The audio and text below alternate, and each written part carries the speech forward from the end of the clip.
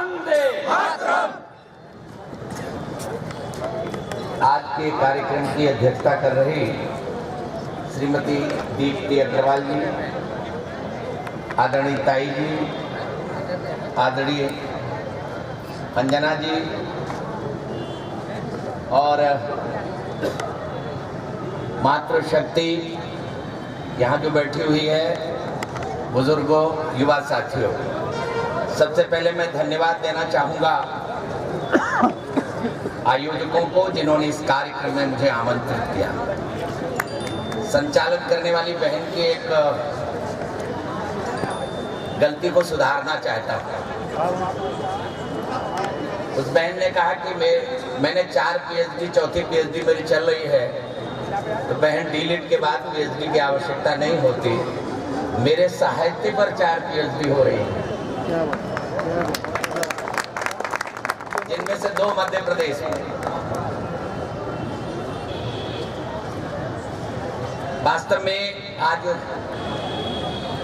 69वां गणतंत्र दिवस है। आप सबको मैं बधाई देना चाहता हूं और चिंतन के लिए कुछ शब्द भी रखना चाहता हूं। सबसे पहले मातृ वंदना कर लूं, क्योंकि इनकी कृपा से ही सब कुछ है, तो इसलिए अपनी कुछ पंक्तियों के साथ मातृ वंदना कर रहा हूं। माँ है नहीं मातृ संबोधन, आप सबको समर्पित है। माँ है नहीं मातृ संबोधन, नहीं शब्द ये जग में, माँ की ममता की महिमा का रक्त बहे रग रग। जितनी श्रद्धामयी दृष्टि माँ उतनी ही श्रद्धेया, माँ की मंगलमयी कीर्तनित बंद सतत है गेया। अब पुल्लिंग और स्त्रीलिंग शब्दों का प्रयोग देखिए, शक्ति पुल्लिंग शब्दों में नहीं है। ये नेत्रों की ज्योति, अब नेत्र हो ज्योति ना हो, ये नेत्रों की ज्योति सत्य की भी अभिव्यक्ति यही है। मुख को जीव, जीव को भाषा, वाणी शक्ति यही है। यही देह की प्रीति रीति अनुरक्ति विरक्ति यही है। व्यष्टि समष्टि सृष्टि की कारक साधक शक्ति यही है। यही देह और देह प्राण भी प्राण प्राण की रूपा, रिद्धि सिद्धि के रूप विराजे नमन करे सुरभूपा। लेकिन एक सावधानी बरतनी, केवल देह प्रसवनी को ही यदि हमने मां माना, तो मां की विस्तीर्ण परिधि को अभी नहीं पहचाना। पालन करने वाली समता मां जग में कहलाती, निज आंचल से निज संतति का तन मन अमर बनाती। जननी बनकर कभी किसी ने निज आंचल लहराया, कभी जन्मभूमि बनकर इसने अपना धर्म निभाया। गो माता बन कभी दे रही सुधाधार कल्याणी, कभी ज्योतिवाही चिंतन को व्यक्त कर रही वाणी। गंगा गीता गायत्री में माँ ही बिंबायित है, कभी रविंद्र का हृदय मातृ वंदन को लायलायित है। भारत माता की। मैंने कहा कि मातृ वंदना कर लो। हमारी बहन ने मनुस्मृति के श्लोक का उदाहरण दिया, यत्र नारेस्तु पूज्यन्ते रमन्ते तत्र देवता। जब दुनिया के लोग ये विचार करते हैं कि रोम, स्पार्टा, यूनान जैसी समृद्ध संस्कृतियां समाप्त हो गईं, लेकिन भारत की संस्कृति समाप्त नहीं हुई। इतने आक्रमण से है, आतताइयों के अत्याचार से है, लेकिन आज तक हिंदुस्तान जीवित है। अगर उसका कोई कारण है, मुझसे कोई पूछता है तो मैं बताता हूँ, भारत की संस्कृति किसी मंदिर में नहीं बसती, भारत की संस्कृति किसी गुरुद्वारे में नहीं बसती, भारत की संस्कृति माँ के हृदय में बसती है, जो एक पीढ़ी से दूसरी पीढ़ी में स्थानांतरित करती है। इसलिए न भारत कभी मरा है, न भारत कभी मरेगा। जब तक माँ है तब तक भारत रहेगा, और जब तक भारत रहेगा तब तक माँ रहेगा। कुछ लोगों को हमारी बातें खराब लग सकती हैं जो मैं आगे कहने जा रहा हूं। विचार करने की आवश्यकता है कि आज 68 वर्ष हो गए हैं। 15 अगस्त 1947 को भारत की स्वतंत्रता की बात की जाती है, लेकिन क्या कारण है कि आज तक भारत स्वतंत्रता के पश्चात देशभक्ति के जिस मुहाने पर खड़ा होना चाहिए था, देशभक्ति के उस मुहाने पर नहीं खड़ा है। 1947 से पहले का साहित्य उठा करके देख लीजिए। मैं साहित्य का अध्येता हूँ, साहित्य पढ़ता हूँ। उस समय वंदे मातरम के लिए हंसते हंसते फांसी के फंदे पर हमारे युवा जाने के लिए तैयार रहते थे। लेकिन वही शिक्षा मंत्री बनने के बाद जब मैं वंदे मातरम अनिवार्य किया तो मेरे खिलाफ फतवा जारी हुआ। हमारी ही सरकार ने मुझसे दबाव बनाया, ये वंदे मातरम का आदेश वापस ले लीजिए। मेरी बहन यहाँ पर बैठी है जयश्री, उस समय मेरी पत्नी टाटा हॉस्पिटल में मौत से संघर्ष कर रही थी। उस समय उसको ब्लड कैंसर हुआ था। जब हमारे मुख्यमंत्री का टेलीफोन मेरे पास आया कि आपको ये वापस करना है, मैं अपनी पत्नी की तरफ देख रहा था, डॉक्टरों ने मना कर दिया था। और जब पत्नी ने गर्दन हिलाई तो मैंने सीधे मुख्यमंत्री को कहा मैं पद से हटने के लिए तैयार हूं, लेकिन वंदे मातरम आदेश नहीं करूंगा।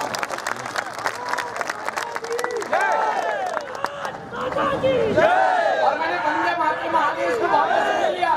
ये जरूर है मुझे मंत्रिमंडल छोड़ना पड़ा।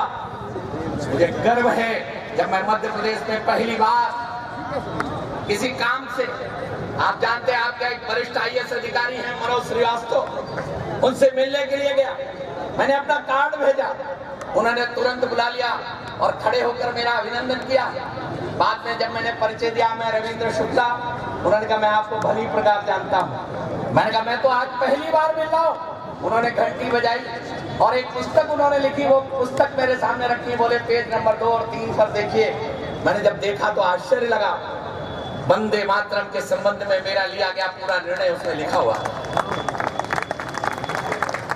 बीवी सिकंदर ने भी मुझसे जब ये वार्ता की थी तो मैंने कहा था कि स्वतंत्रता के पहले वंदे मातरम पर बलिदान होने वाले बहुत सारे लोग होंगे, लेकिन स्वतंत्रता के पश्चात बलिदानियों के लिस्ट में अगर नाम लिखा जाएगा तो मेरा भी कहीं न कहीं नाम लिखा होगा। इसलिए मुझे प्रसन्नता है कि मैं पद से छोड़ रहा हूं। अब आपको एक आश्चर्य लगा होगा, मैं आप बात करने जा रहा हूं, लगेगा ही, निश्चित रूप से लगेगा, कुछ लोगों को खराब भी लग सकता है, पहले ही क्षमा मांग ले रहा हूं। आपको मालूम है कि 15 अगस्त को झंडा नहीं फहराया गया था, 16 अगस्त को झंडा फहरा था, लेकिन 15 अगस्त क्यों मनाया जाता है मालूम है? मित्र देशों की सेनाएं ये 15 अगस्त को जीती थी, इसलिए 15 अगस्त अंग्रेजों के द्वारा तय करके 15 अगस्त तय किया गया। 16 अगस्त को झंडा फहराया गया, लेकिन आज झंडा 15 अगस्त को फहरता है। एक समाचार दे रहा हूं, ये नए नए समाचार मेरे पास मिलेंगे तो आप लिखते जाइएगा और देख लीजिएगा, चुनौती देता हूं कोई गलत साबित कर देना। 14 अगस्त की रात को लेडी माउंटबेटन के साथ बैठकर जो तत्कालीन प्रधानमंत्री बाद में बने, उन्होंने समझौते पर हस्ताक्षर किए। मेरे मित्रों, वो हस्ताक्षर उपलब्ध हैं, जरा देख लीजिएगा वो क्या हुआ था समझौता। आज हम अपने आप को स्वतंत्र कहते हैं, लेकिन पूछना चाहता हूं कि आपके राष्ट्रपति और आपके प्रधानमंत्री अगर इंग्लैंड में जाते हैं तो आपके प्रधानमंत्री और आपके राष्ट्रपति को वीजा और पासपोर्ट लगेगा, लेकिन ब्रिटेन की महारानी हिंदुस्तान आएगी तो उसको वीजा और पासपोर्ट नहीं लगता।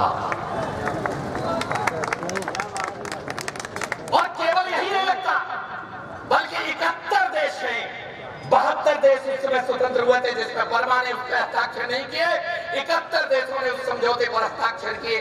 एक अलग से भारत का उस समय हस्ताक्षर हुए। इन 71 देशों को कॉमनवेल्थ कहा जाता है। आप बार बार सुनते होंगे कॉमनवेल्थ सम्मेलन। ये कॉमनवेल्थ, अगर अंग्रेजी जानने वाले लोग हैं, अंग्रेजी के अध्येता भी यहाँ बैठे हुए हैं जिन्होंने अंग्रेजी में MA किया है, मैं अंग्रेजी का विद्यार्थी बन रहा हूँ, लेकिन कॉमनवेल्थ का मतलब होता है संयुक्त संपत्ति।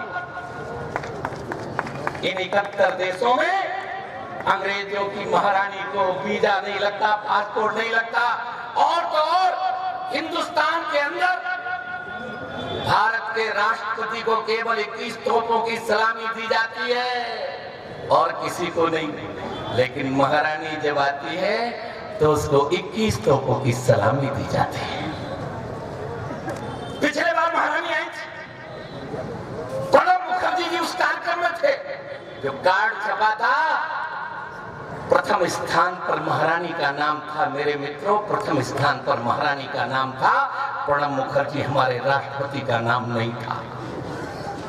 इसका क्या तात्पर्य? आप एक बात बताइए,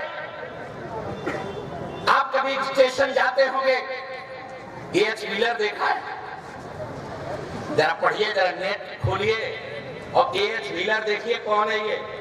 एएच व्हीलर, इसने बिठूर से लेकर के और गंगा यमुना के द्वार के गोद में खेलने वाले बच्चे से लेकर बूढ़ों तक की 50,000 से ऊपर लोगों की हत्या की थी। ये अंग्रेज अधिकारी था।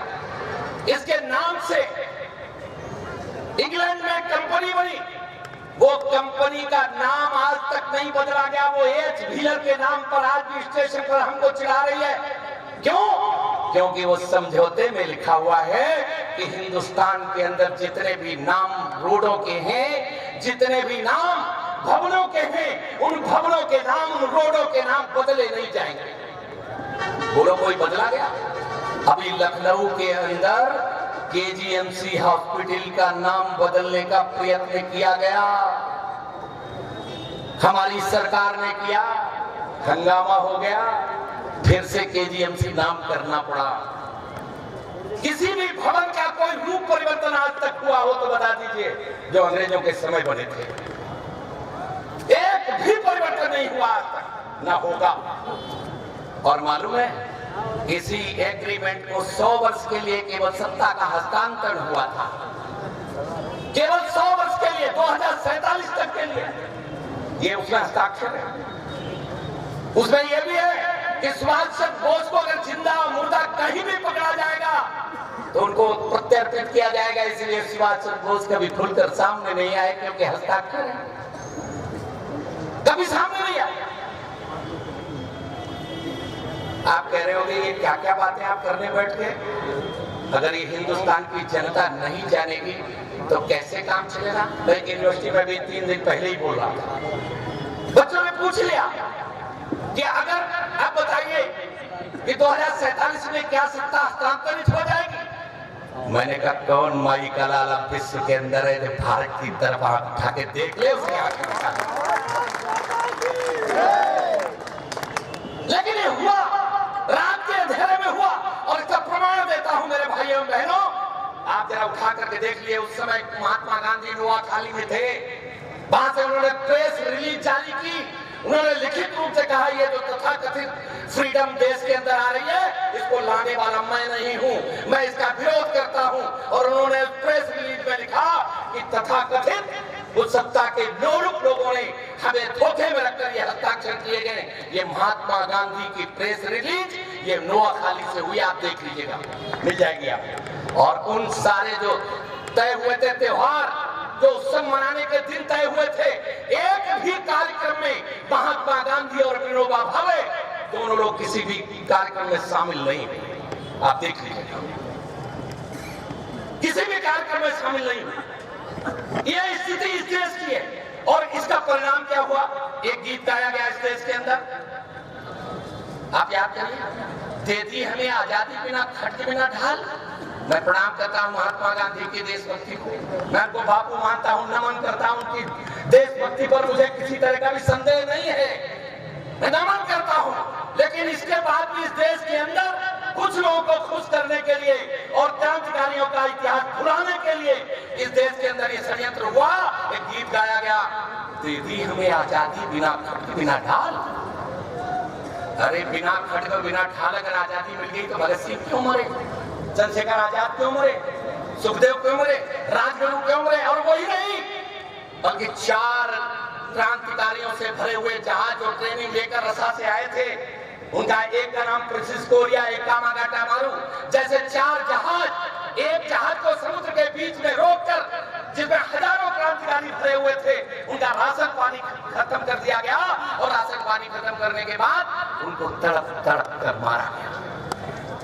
बाकी कामागाटा मारू जहाज ये कलकत्ता के बंदरगाह पर लगा करके गोलियों से छल्ली कर दिया गया, लाइन से उतारा गया, सबको मार डाला गया।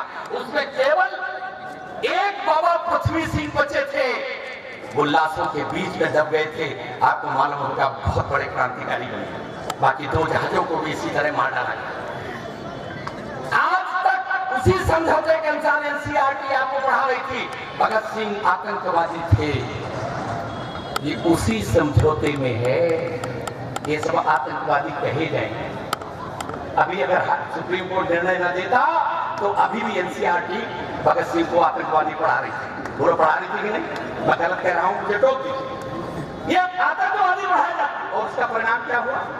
जब लोगों को लगा कि ये आजादी बड़े आसानी से आ गई, उसका परिणाम ये हुआ मेरे मित्रों, ये एक यूनिवर्सिटी में खड़ा होकर के एक हमारा ही कन्हैया, हमारे ही खून से पैदा हुआ, ये चिल्लाकर के वंदे मातरम का विरोध करता है, भारत तेरे टुकड़े होंगे। मैं आपसे पूछता हूं, जरा एक बात दिल पे हाथ रख के पूछिएगा अपने आप से, क्या स्वतंत्रता के बाद अभी 10-15 साल पहले तक किसी की हिम्मत थी कि टीवी पर बैठ करके भारत के विरोध में बात करें, खुलकर बात करें, काट डालने मार डालने की बात करें, बर्बाद कर देने की बात करें, भारत को पूरा समाप्त कर देने की बात करें? इस देश के अंदर ये शुरू हुआ है। ये क्यों शुरू हुआ है मालूम है? ये आतंकवाद भी केवल इस कारण से आया, इसलिए कि भारतवर्ष ने राष्ट्रभक्ति का जज्बा कम कर दिया। हम जिस धरती से आते हैं, जिस धरती पर आप बैठे हैं, ये महान लोगों की धरती है। मैं अक्सर कहता हूं ये वो धरती है जहां साहित्यकार के कंधे को लगाने वाला छत्रसाल पैदा हुआ था। ये वो धरती है जहां साहित्यकारों को, अगर साहित्य को निकाल दिया जाए तो हिंदुस्तान के दर्शन और इतिहास पूरे शून्य हो जाएंगे। मैं उदाहरण देना चाहता हूं, आपको गर्व का अनुभव होना चाहिए बुंदेलखंड के लोगों को, इसलिए गर्व का अनुभव होना चाहिए। संस्कृत में सबसे प्रसिद्ध है वेद, है कि नहीं? वेद व्यास जी कहाँ हुए? बुंदेलखंड में हुए कि नहीं हुए? महाभारत किसने लिखा? व्यास जी ने। कहाँ हुए? बुंदेलखंड में। उसमें से ही गीता निकली। वाल्मीकि रामायण कहाँ लिखी गई?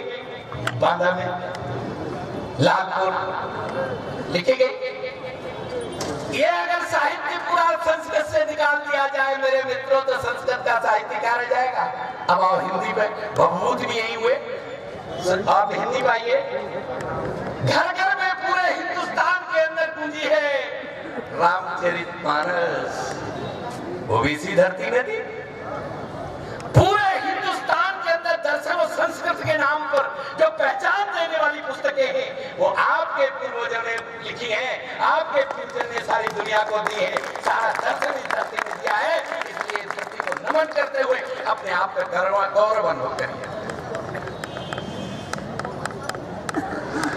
यही पर महारानी लक्ष्मीबाई, यही पर छत्रसाल हुए, जिसके बारे में भूषण ने कहा था, प्रतिबद्ध कट कटी लेके टिका टिका टिका लिखा सो तिलक कले उगे तकाल को, पक्षी बरछी ने ऐसे परे पक्षी ने वीर, तेरी बरछी ने है खलन के। दुनिया के लोग जब कबीलों में रहते थे मेरे मित्रों, तब हिंदुस्तान की धरती वेदों की रचना करती थी। मैं अक्सर जाता हूं जब बोलने के लिए, तो मैं उस इतिहास को देखता हूं जिस इतिहास को अंग्रेजों की सह पर लिखा गया। 1806 में कर्नल टॉड आया, मेवाड़ का पॉलिटिकल एजेंट होकर के, उसने त्याग पत्र देकर के पूरे हिंदुस्तान में घूमा। लॉर्ड मैकाले आया, पूरे हिंदुस्तान में घूमा। लॉर्ड मैकाले का एक वक्तव्य 2 फरवरी 1835 का आप अखबारों में जो छपा है, उसकी कटिंग आपके नेट पर उपलब्ध है, जरा एक बार पढ़ लीजिए। उसने कहा, मैं हिंदुस्तान के कोने कोने में घूमा हूं, सबको देखा है, यहाँ बड़े स्पिरिचुअल पावर के लोग हैं, कोई भिखारी नहीं मिला, कोई चोर नहीं मिला, कोई लंपट नहीं मिला, बहुत ही समृद्ध लोग हैं, बहुत ही सौहार्द से रहने वाले लोग हैं। ये नेट पर उपलब्ध है, आप पढ़ लीजिएगा। 2 फरवरी 1835 का ये वक्तव्य जो उसने लंदन में अपने संसद में दिया था, 28 दिन तक उसका भाषण चला था। और उसने कहा था कि हम भारत के अंदर ऐसे लोगों को पैदा करना चाहते हैं जो अपनी संस्कृति की सराहना से घृणा करेंगे, मट्ठा डालेंगे उसकी जड़ों में, उसको सड़ाएंगे और वो हमारे लिए काम करेंगे। मैं अभी कलकत्ता गया था बोलने के लिए, मैंने वहां एक बात कही थी तो बड़ा लोगों ने विरोध किया। मैंने कहा कि रविन्द्रनाथ ठाकुर की गीतांजलि को नोबेल पुरस्कार नहीं मिला, तो बड़ा आश्चर्य हुआ लोग, एक खड़े हो गए उसमें से तथाकथित वामपंथी। उन्होंने मुझसे पूछ लिया कि आप ये किस आधार पर कह रहे? तो मैंने कहा आप पता कर लीजिए, मुझे जो पता है मैं बता दे रहा हूं। जब उनकी बंगला की गीतांजलि अंग्रेजों के पास पहुंची, उस समिति के पास पहुंची, तो उन्होंने साफ शब्दों में कहा कि आप इसको अंग्रेजी में अनुवाद कर दीजिए। गीतांजलि का अगर अंग्रेजी में अनुवाद करेंगे तो मैं विचार करूंगा। स्वयं रविन्द्रनाथ टैगोर ने बैठकर गीतांजलि का अनुवाद करवाया अंग्रेजी में, और जब अंग्रेजी के अनुवाद की प्रति उनके पास पहुंची उसको मिली। क्यों?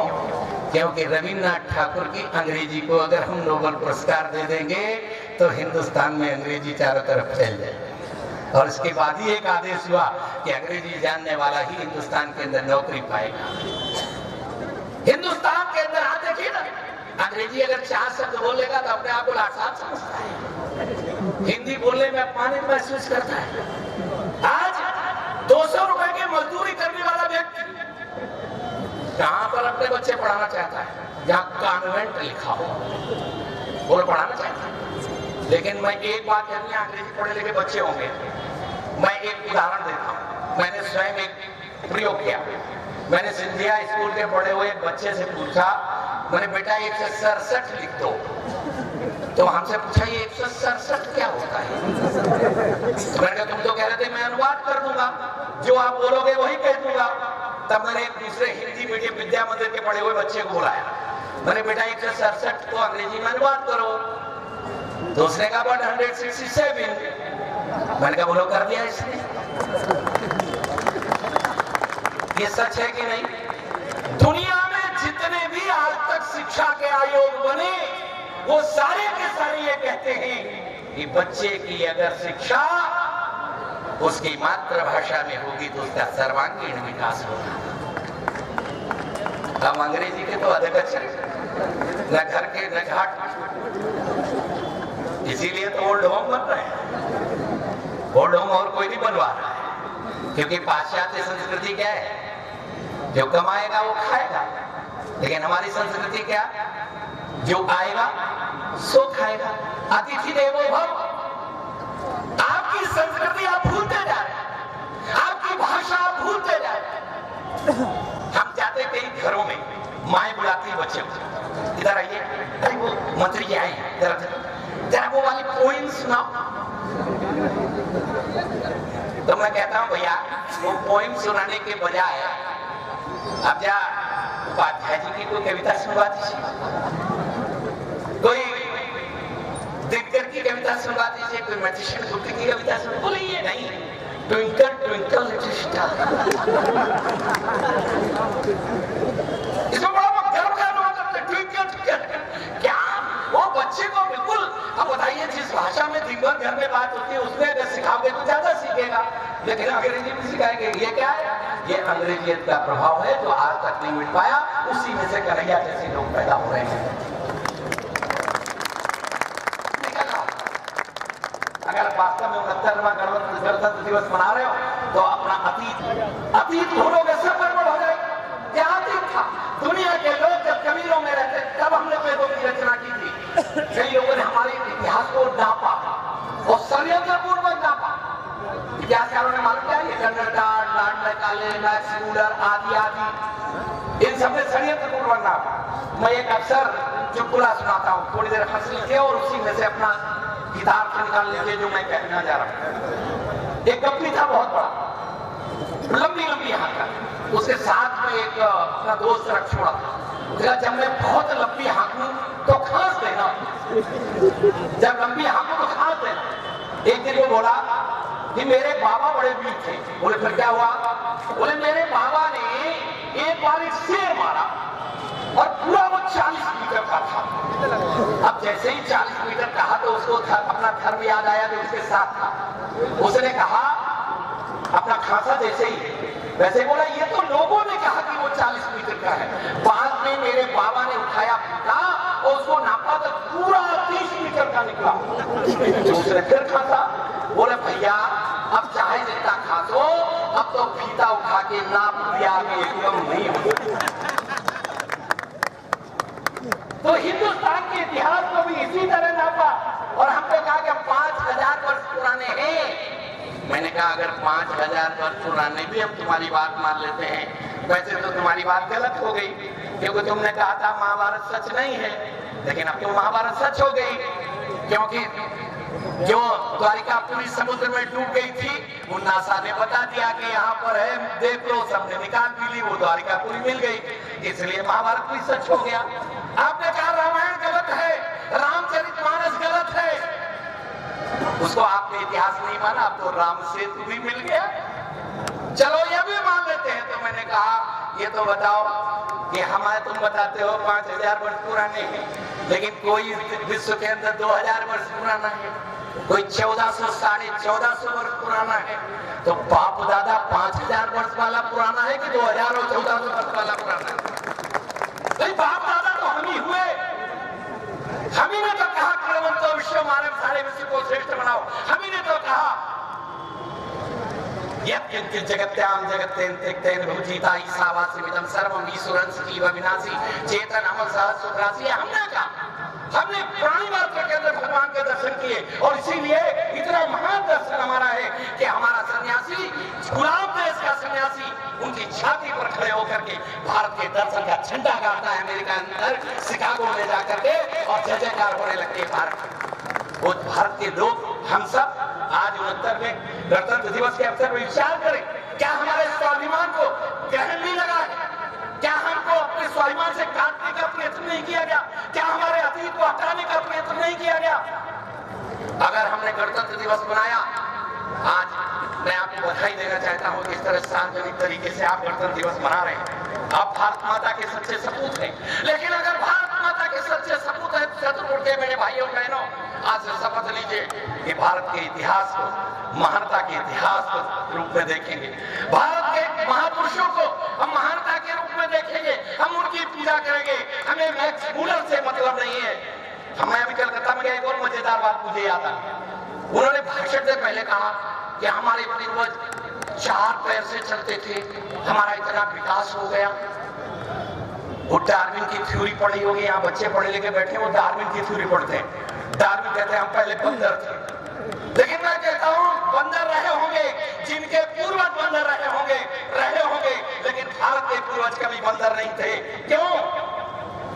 हमारा इतिहास कहता है, हमारा दर्शन कहता है कि भगवान ने जब देखो हम बहुश्याम की कल्पना की कि अकेला मैं हूँ, मैं सृष्टि की रचना करना चाहता हूँ, तो सबसे पहले मनु और शत्रुपा को भेजा। मनु भी 2 पैर से चले थे और शत्रुपा भी 2 पैर से चले थे। उन्हीं की संतानें हम हैं, इसलिए हम अपने आप को मनुष्य हैं। यद्यपि इस्लाम में भी आदम और हव्वा ने गलती से उस प्रतिबंधित पेड़ के फल खा लिए थे जिसे नहीं खाना चाहिए था, उन्हें सजा दी गई। तो आदम और हव्वा को इस धरती पर पैदा किया गया, तो वो अपने आप को आदमी कहते हैं। उनके भी पूर्वज 2 ही पैर से चले थे। ईसाई में कहता है एडम और ईव पैदा हुए थे, तो एडम और ईव भी 2 ही पैर से चले थे। अब किनके पूर्वज 4 पैर से चले? वो डार्विन के 4 पैर से चले होंगे, और डार्विन के मानस पुत्रों के चले होंगे 4 पैर से। लेकिन हम सब भारतीयों के पूर्वज 4 पैर से कभी नहीं चले, 2 ही पैर से चले। उसी स्वाभिमान को लेकर जिंदा रहने की आवश्यकता है। दुनिया में आज तक कोई नहीं। विश्व गुरु के रूप में हम पहले प्रतिष्ठित थे, विश्व गुरु से हटाने की कोशिश की गई, लेकिन अब समय आ गया है, समय बदल रहा है। क्यों अमेरिका किसी को आने नहीं दे रहा था, वो पलक पापड़ी बिछा करके स्वागत करता है मेरे भाइयों में।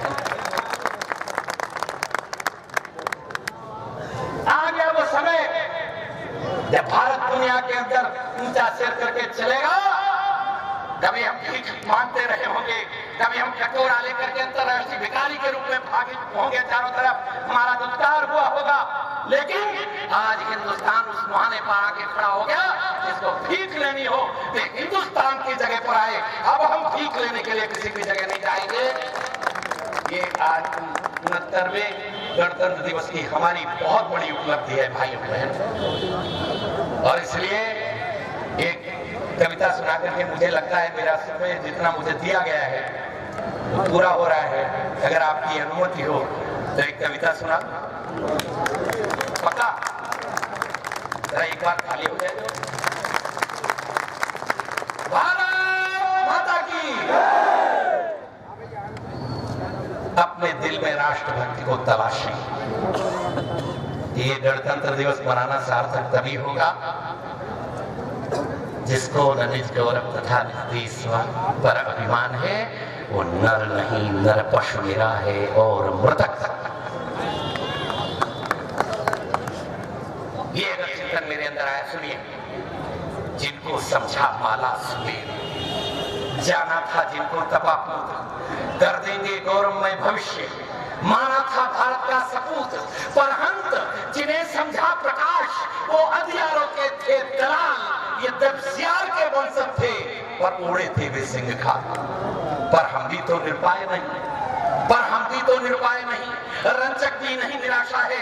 भारत के अमर शहीदों का इतिहास हमारी आशा है। अरे मन्ना जी झाला याद हमें, राणा का भाला याद हमें, कुर्बानी का सोनेमती वो जलियांवाला याद हमें, गुरु तेग बहादुर हमें याद, जिनकी गाथा अलबेली है। अरे गोविंद सिंह के राष्ट्र प्रेम ने कितनी पीड़ा झेली। पूरा परिवार समाप्त हो गया, पूरे रिश्तेदार समाप्त हो गए, 4 बच्चे तो मैदान में मारे गए और 2 जिंदा दीवार में चिरवाए जाने लगे। बड़े भाई की आंखों में आंसू के झरना बहने लगा। छोटा भाई चिल्ला करके कहता है, हम गुरु गोविंद सिंह की संतान हैं। आइए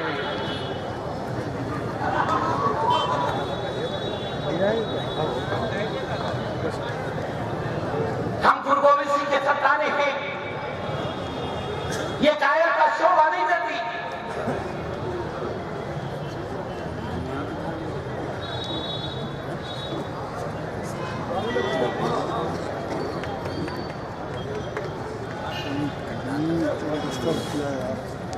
कार्यक्रम मंच का समाप्त हो गया।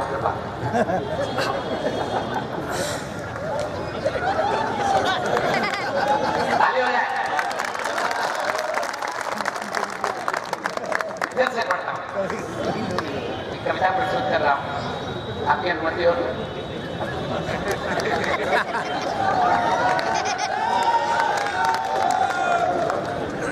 जिनको समझा माला सुबेर, जाना था जिनको तपा पूत, कर देंगे गौरव में भविष्य, माना था भारत का सपूत, पर अंत जिन्हें समझा प्रकाश, वो अंधियारों के थे दलाल।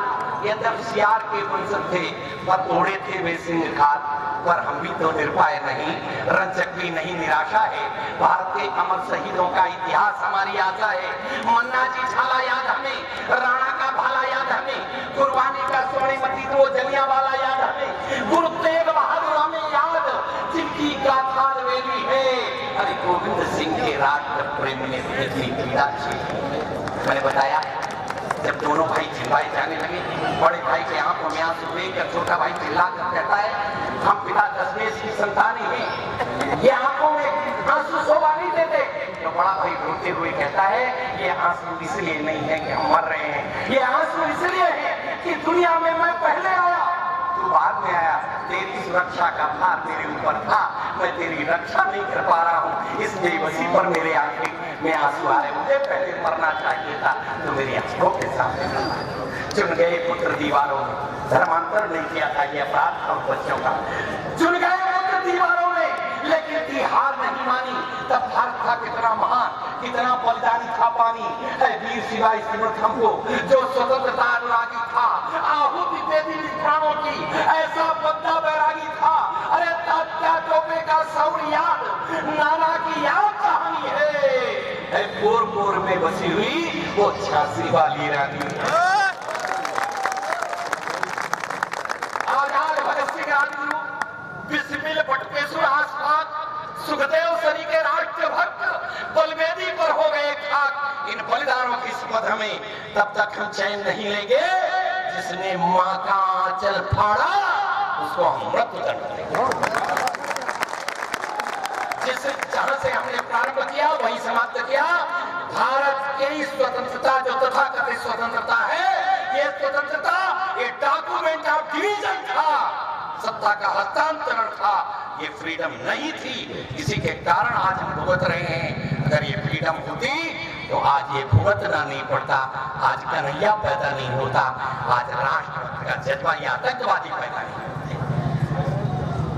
यहाँ तक अतिशय उदारता के कारण अपना इतिहास कलंकित है। अगर मोहम्मद गोरी को हम क्षमा दान न देते, जरा देखिए पंक्तियां दे रहा हूं, अगर मोहम्मद गोरी को हम क्षमा दान न देते, पहली बार पकड़कर उसका शीश कलम कर लेते, पराक्रमी भारत का तब इतिहास और ही होता, जगत गुरु की मान प्रतिष्ठा भारत कभी न होता। अतिशय उदारता के कारण अपना इतिहास कलंकित है। भारत माता की छाती पर फूलों की पीड़ा अंकित है। इस देश के अंदर पहाड़ी चुआ शिवाजी की ये किताबें बिकती हैं, समाज के दर्शक तुलसीदास ये किताबें बिकती हैं, इनका प्रकाशन होता है, इनका विज्ञापन निकलता है। तब मैं कहना चाहता हूं अतिशय उदारता के कारण अपना इतिहास कलंकित है। भारत माता की छाती पर फूलों की पीड़ा अंकित है। जब कहा शिवाजी को चूहा तो काटी गई जवान नहीं, पथभटक तुलसी को लेकर क्यों जीवित शैतान यही, अरे श्रद्धा को वस्त्रहीन किया। भारत माता, सीता मैया, मां सरस्वती हमारी श्रद्धा है। इनके नंगे चित्र ये देश का कोई कलाकार बनाता है और उसे पद्मश्री इस देश की सरकार देती है, चुल्लू पर पानी में डूब के मर जाना चाहिए। तब मैं कहना चाहता हूं अतिशय उदारता के कारण अपना इतिहास कलंकित है। भारत माता की छाती पर फूलों की पीड़ा अंकित है। जब कहा शिवाजी को चूहा तो काटी गई जवान नहीं, पथभटक तुलसी को लेकर क्यों जीवित शैतानी है, अरे श्रद्धा को वस्त्रहीन किया। सरों के चाटे होते, किसमें सीखने वालों के रहमान अगर चाटे होते तो पावन भारत माता का अपमान नहीं हो सकता था, ना ऋषियों का देश कभी दुर्गनिमा हो सकता था, ना होता ये आतंकवाद, ना शोण की धारा बहती, ना पटता अपना देश कभी, ना मातृभूमि पीड़ा से थी। सो गया रुद्र का क्रोधानल, हो गया बंद तीसरा नेत्र है, इसीलिए पीड़ित कभी अपना गौरवशाली प्रचित है। शपथ तुम्हें बलिदानों की बिस्मिल न पढ़ने देना, धोते नारों से भारत का सम्मान न छलने देना। जिनके कारण ये दर्द मिला वो कृत्य न दोहराना तुम, निर्दोषों के खून से रंजित अब शांति की मत गाना तुम। अब विनय नहीं रण की बेला, संकल्प राम जैसा ठाना, निश्चरहीन करो मई मुझ उठाए पुण्य। संकल्प राम जैसा ठानो, अस्मिता प्रतिष्ठा पा जाए, कुछ क्रांति कैसा ठानो।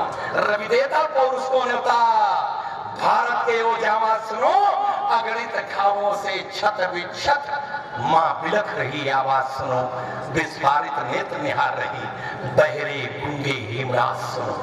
ये आवाज अगर आप तक पहुंचे आज मेरे माध्यम से तो मैं आज आना सार्थक मानूंगा। बहुत बहुत धन्यवाद। भारत